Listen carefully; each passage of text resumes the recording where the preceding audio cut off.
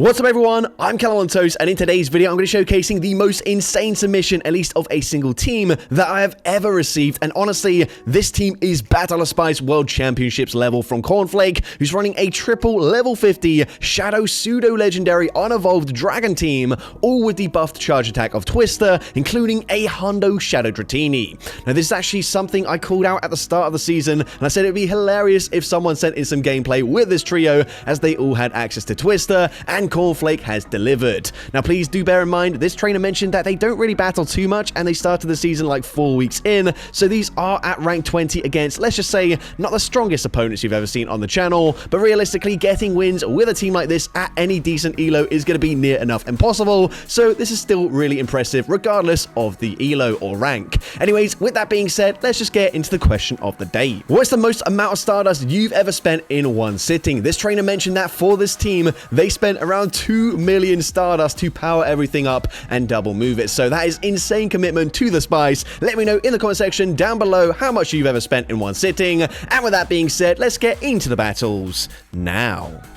So going into the first battle, leading Shadow Dratini into Galarian Weezing. This is not a good matchup for us whatsoever. We're going to be swapping out straight away into Shadow Gibble, and the opponent doesn't throw immediately. We go for Dig, and Dig not going to be respected. It actually gets the one shot. That is insane damage. I was thinking maybe we do wall the moveset on the Galarian Weezing. We're also able to connect with a Twister, and that is huge damage there up against the Leafeon. We can now come in. This is likely just going to be a Leaf Blade. However, might as well shield anyways. Commit to a full farm down, and the opponent swaps out into Dedenne. So running a double fairy team here. We're somehow going to have to fight with our triple dragon team. Now we're going to go for back-to-back Twisters. Of course, these are resisted. However, it's quite likely that the opponent tries to go for a parabolic charge and boost up the defense. So they actually end up shielding both of those charge moves. They then go for the parabolic charge, like I mentioned, and they fire off a second charge move. This, again, just going to be another resisted parabolic charge, but they swap out there, trying to catch the charge move, and as a result, they end up clearing both of their boosts to their defense, meaning first Aquatel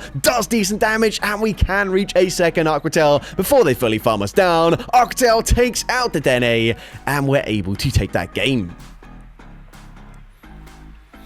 So they also mentioned that they don't feel like they left enough time between every single battle, so we do have like the win animation thing slowed down for some reason. Either way, it's the next battle, and this is the worst thing we could possibly see. My least favorite Pokemon of all time, Wigglytuff, and they are actually going to no-shield. You can see we do sort of chop and change between movesets between a lot of these battles, just trying to see if anything would work for us. Unfortunately, I don't think any moveset is really going to help us in this battle, as the opponent is likely just going to double shield their Wigglytuff, and there's really not much we can do. So we're just going to no-shield. We're basically showing that if we see a Wigglytuff in the lead, we are not winning that game. But either way, we are just going to gloss over that one. There was no way we were winning that battle. Into the next battle, we're going to see a Lapras in the lead. Now, one thing I will say is, you know it's going to be low elo or like low rank gameplay when you run into a Frost Breath Lapras. This feels like basically at the start of every single season, you're going to see this Pokemon. I believe when you catch it at level 20, it is roughly 1500 CP, so it does make an awful lot of sense. And as well,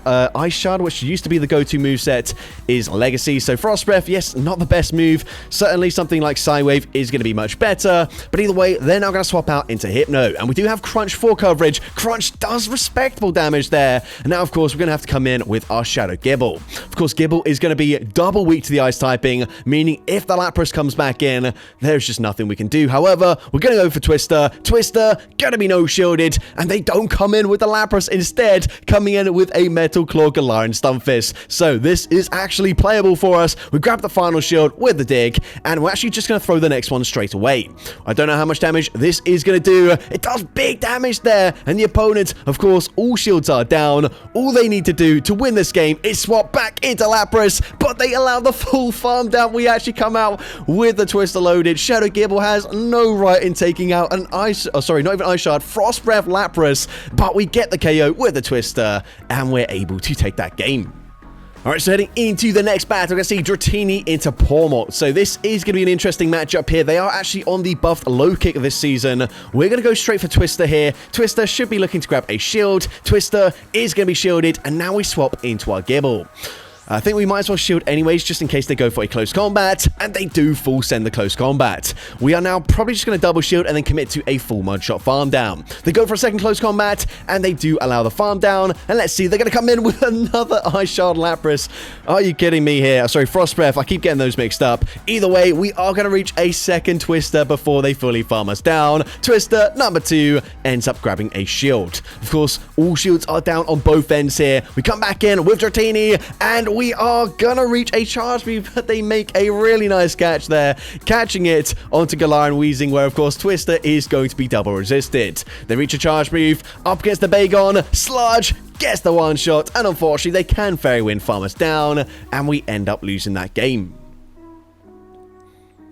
But heading into the next battle, we're going to see Shadow Dratini into 2 cannons. So this is actually not going to be that bad of a matchup for us, just because we can apply some decent pressure here with the Dragon Breath damage and the Aqua Tails. And actually, if we go for Aqua Tail, we can now outpace them. They're actually going to no-shield that, which is quite surprising. Unfortunately, because we went for Aqua Tail rather than Twister, it doesn't quite get the KO.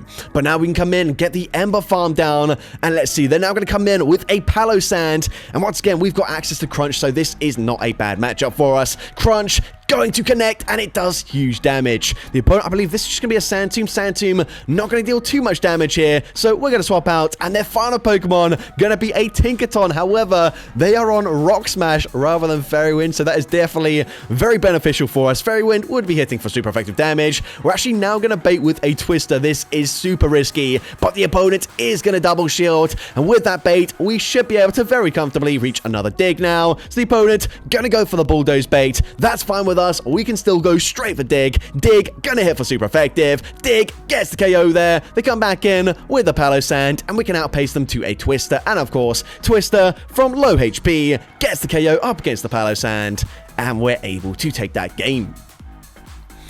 So, going into the next battle, I can see Shadow Dratini into an Alolan Marowak. So this is actually going to be a decent matchup for us once again, resisting Fire Spin damage. However, you can see we're actually not running Aqua Tail this time around, so forced to go for Twister, and Twister is going to be shielded. We can probably no-shield here. We are going to no-shield. It is just a Bone Club. And can we reach another Twister? It doesn't look like it, but the opponent actually ends up swapping out there into Mandibuzz, and that allows us to reach a last-second Twister.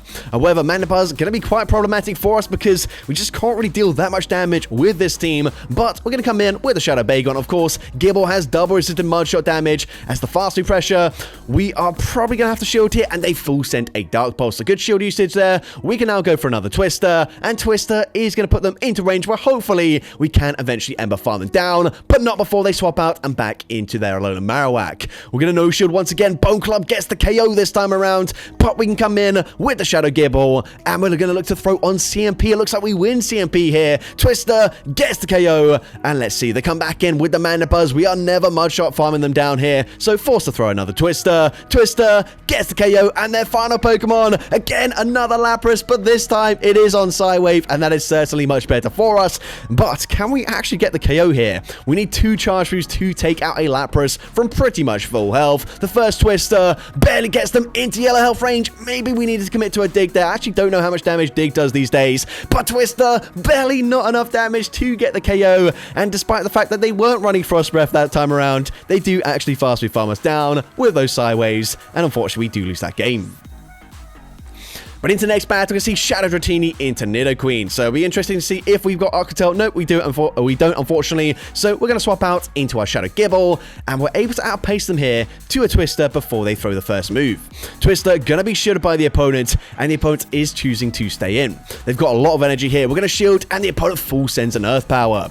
We're now going to go for a slight overfarm here and firing off a second Twister. Twister gets the KO there, and let's see, the opponent's now going to come in with an Obstagoon, and because we overfarm, we can easily outpace them to the next charge move. And if they commit to a full farm down, maybe we get to another charge move here, but no, unfortunately just barely missing out. But Dratini does have some residual energy, I believe, there, so we're going to come in with Dratini, but unfortunately they can just barely outpace us. We're going to no shield. Night Slash gets us very low, but we're able to reach another Twister before they farm us down. Twister gets the KO. We swap out into Bagon, and they're going to have a Mud Shot Unova Stunfisk.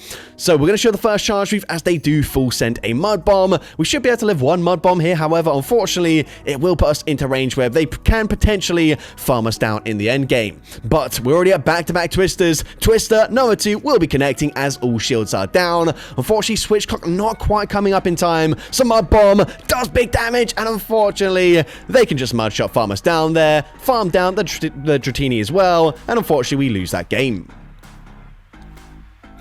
But heading into the next battle, I'm going to see Shadow Dratini into Skarmory. This is not a great matchup for us. Of course, we do have Ember on our Shadow Bagon, but the opponent is going to swap out and into a Dedenne. Now, again, I mentioned already, we do only have resisted charge moves to throw. This time, they actually no shield. So this time, we might as well go for Crunch. They might no shield again, and Crunch is also resisted damage. Nope, never mind. They do end up shielding there. Never mind. But either way, we're going to no shield, and the opponent is going to go for a Discharge. So not actually boosting up the defense there, which is quite nice for us because that means Twister's still going to do decent damage here, and actually it threatens the final shield. We're now going to come in with Shadow Gable, hoping they blind throw another Discharge, and they do exactly that. That is triple resisted. They come back in with the Skarmory, however, and unfortunately, I believe since we don't have Aqua Tail this time around, we've only got resisted. Never mind, we do have Aqua Tail. It is hard to keep up. Either way, we're going to go for Aqua Tail as this is our only neutral charge move that we can throw, and Aqua Tail does get the Skarmory relatively low. Remember, we do have 2 shields, so we might as well shield here, and potentially we can resist it, Dragon Breath farm them all the way down here, and we're able to do exactly that. That is really nice for us. They do have another Discharge loaded, and Discharge is still resisted damage here, but it ends up getting the KO, which is not ideal, but their final Pokemon is going to be a Fire Spin Charizard. We're farming up to very close to back-to-back Twisters. First one does big damage, and we can outpace them to the next Twister. Twister number 2 will be taking out the Charizard, and I believe the opponent has actually just rage quitted out of the app up against a Shadow Dratini, Gible, and Bagon team. So that is crazy to see. We Mud Shot, farm down to Dedenne, and we're able to take that game. So going into the next battle, we see Shadow Dratini into Corviknight. So this is going to be exactly the same as Skarmory, just a little bit worse for us, but they're actually on Steel Wing as the fast move. So actually, maybe not that bad for us, really, because we can go for Aqua Tail. They're not going to be super spammy to the charge moves. We then swap into our Bagon, as now we can hit for super effective damage with those Embers. They still haven't thrown yet. We go for Crunch, and Crunch debuffs the defense, and the opponent's still not throwing any energy. That means we're going to get to another Twister here, and Twister is going to grab the final shield, and we get a simultaneous KO. Trainer, what are you doing? Do you, like, not have charge moves? Anyways, we're going to come in with the Gible, and this is such a great matchup for us. Oh my goodness. They're going to have a Fire Fang Incineroar in the back. We full send the Dig. Dig gets the one shot, and we can do exactly the same thing a second time. Dig number 2 going to be coming through. Takes out the Ampharos, and we're able to take that game. So that was a crazy battle. Don't really know why the Corviknight didn't throw any energy at all. But either way, we are going to head into the next battle. We're going to see Shadow Dratini in the lead up against a Magcargo. So if we've got Aqua Tail, this is a great matchup for us. Of course, we don't have it this time around, which is unfortunate. And the opponent's going to swap out straight away into a Morpeko. We're going to shield as they full send an Aura Wheel. And whilst, yes, that is resisted damage, that would one-shot us anyway. So here, we're going to go for a Wrap. Wrap is going to debuff them. And now we come in with the Gible. Now, of course, they are in the Dark Aura Wheel form, so we're gonna have to shield here. However, if they do reach another Aura Wheel, we should be able to triple resist it, so we will be able to go for a full farm down. So the opponent actually swaps out into Jellicent, and you can see they're actually on Bubble rather than Hex. They're gonna be slightly slower to reach the charge moves here, which I don't think is really gonna matter too much in this matchup, but actually they no shield, and the opponent is forced to throw some energy here. Of course, if they don't throw, we do get the full Mud Shot farm down. We can actually probably come in and resisted Ember farm them down here, but nope, we go in, we Dragon Breath farm them down, and let's see what they want to do. They come back in with the Magcargo, and like I mentioned, if we had Aqua Tail, this is probably already game over, but unfortunately, we've only got Twister. Twister still going to be shielded, and the opponent is just barely going to outpace us, and all shields are down, so Stone Edge gets the KO, but since they're on Stone Edge, that means we can outpace them now to the next charge move, going straight for Twister. Looks like that might have been a CMP tie, actually. Either way, we get the KO. They come back in with Morpeko, but we lose CMP. Is this the Aura Wheel already? Unfortunately, it is. It gets the KO despite being resisted, and we end up losing that game. But heading into the next battle, we can see Shadow Dratini into Swampert. So this is going to be a decent-ish matchup for us. Of course, we are going to resist the Hydro Cannon damage. If they're on Sludge, Sludge is going to pretty much KO us from full health. And honestly, resisted Hydro Cannon will very nearly take us out anyways. But either way, we are now going to fire off a Twister. Twister is going to be shielded by the opponent, and the opponent is going to allow us to reach a second Twister before they throw. That's really nice for us because it means we can grab both shields. But now we swap into our Gibble, which I'm not really sure about. However, they then come in with Azumarill, which honestly don't really mind too much just because we do have some neutral damage here. Of course, up against our Bagon, for example, we are really going to struggle as we've only got resisted hits. But the opponent full sends a Play Rough there. We do have Wrap for coverage this time around, which is going to be slightly better up against the Azumarill, but Wrap not really going to deal too much damage. So we're going to go for Wrap. Wrap is going to be no shielded. I think we just stay in, we force them to throw some energy, and now we can look to build up some energy on our Shadow Bagon. Potentially even going for a full farm down. Nope, never mind. We're going to go for a Twister here. Twister, despite being double resisted, gets the KO there. They come back in with the Swampert, but they do have quite a lot of energy. So we're going to shield the Hydro Cannon. We are going to, unfortunately, just barely be outpaced to the next charge move. We needed to overfarm more than that, but actually, we tagged that relatively well there. We're now going to fire off the Twister. Twister should get the KO, and what do they have in the back? They're going to have a Galarian Stunfisk, and whilst we do have super effective Embers, unfortunately, Crunch is going to be nowhere near enough damage to KO. They're already at a charge move here. This is going to be a muddy water, obviously, and then we're gonna unfortunately go down to the charge move and we lose that game. But into the next battle, I see Shadow Dratini into a Tinkaton. That is not a great matchup for us. We will be swapping out straight away into our Bagon, and the opponent not going to throw straight away, so we are just going to fire off a Crunch. And since, of course, this Pokemon does, well, I mean, most people probably won't know that, but this Pokemon does have access to Flamethrower, I believe, for coverage, so the opponent ends up shielding there. Now we can come in with the Shadow Gibble, going to be a slightly better matchup for us. Still not amazing, since, of course, they are on Fairy Wind this time around and not Rock Smash, but we can shield. The opponent goes for a Play Rough there. We can now look to massively overfarm before going for a Dig. Dig gonna hit for super effective damage. The opponent is gonna double shield the Tinkaton, but we're able to reach a second Dig, winning CMP up against the Tinkaton, and Dig gets the KO.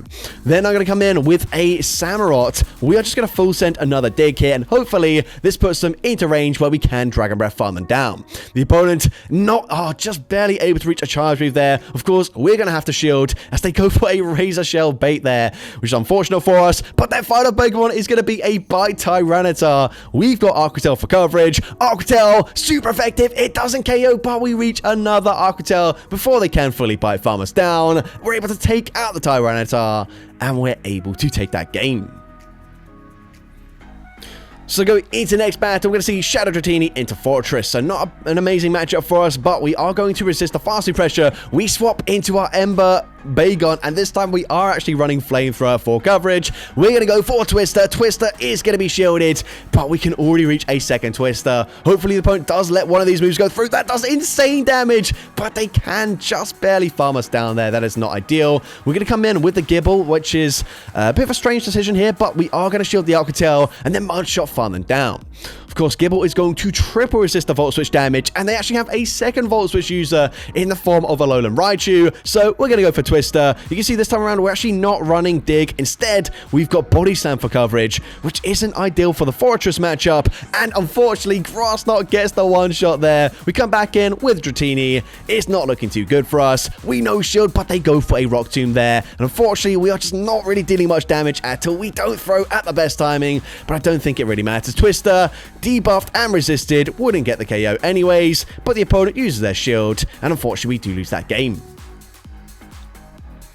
But into the next battle, we're going to see Shadow Dratini into Alolan Sandslash. That is not a great matchup for us. We're swapping out straight away into Bagon, and these Embers obviously hitting for double super effective damage. However, Ember is not exactly a hard-hitting move. These Powder Snows are absolutely shredding through our HP, and they commit to a full farm down. That is not ideal for us in the slightest. We actually come in with the Gibble here. Droron is going to grab a shield, and whilst, yes, these Mud Shots are, of course, super effective as well, now the Powder Snows are double super effective. So at this point, they're now going to swap out into a Quagsire. This does give us a slight lifeline here. Body Slam, gonna be shielded. Not really sure why we're baiting when we do have Twister, and Twister is gonna hit much harder in this matchup. As you can see, we now swap out. We catch the charge move. Hopefully an Aqua Tail. Nope, they're running Sludge Bomb. What the heck? Well, anyways, we can farm them down here, and we will reach a Twister just before they farm us down. But unfortunately, this is gonna look like another loss for us as we come in with the Gibble, the opponent reaching another charge move before they fully farm us down. Draw Run gets the KO,